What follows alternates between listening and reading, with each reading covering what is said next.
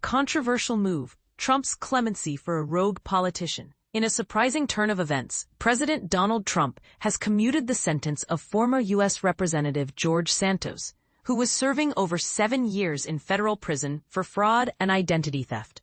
This decision has sparked controversy and divided opinions within the political arena. Santos, a New York Republican, admitted to deceiving donors and stealing identities, including those of his own family members, to fund his campaign. He was sentenced in April and began his prison term in July, housed in a minimum security facility with a small number of inmates.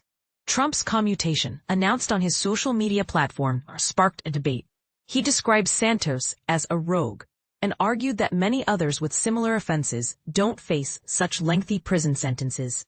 Trump's decision to release Santos immediately has left many questioning the fairness of the justice system.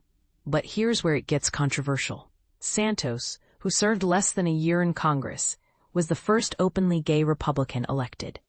However, it was later revealed that he had fabricated much of his life story, including his educational and professional achievements. He claimed to be a successful business consultant with Wall Street connections and a substantial real estate portfolio, but these claims turned out to be false.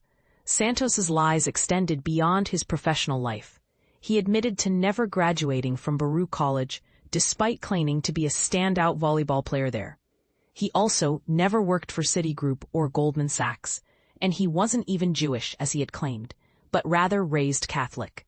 In truth, Santos was facing financial struggles and even eviction. He was charged with stealing from donors, fraudulently collecting unemployment benefits, and lying to Congress about his wealth. Within months, he was expelled from the U.S. House of Representatives, with an unprecedented number of Republicans joining Democrats to oust him. Despite his crimes, Santos received support from some quarters. U.S. Representative Marjorie Taylor Greene urged the White House to commute Santos' sentence, calling it a grave injustice. However, others, like U.S. Representative Nick LaLota, argued that Santos' crimes warranted a longer sentence and that he should spend the rest of his life making amends.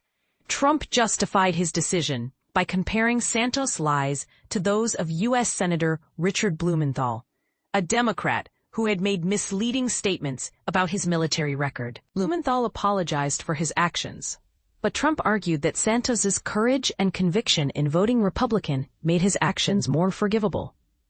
This move by Trump has raised questions about the consistency of justice and the role of politics in the legal system. It has also sparked a debate about the nature of forgiveness and the potential for redemption. What do you think? Is Trump's commutation a fair decision, or does it send the wrong message? We'd love to hear your thoughts in the comments.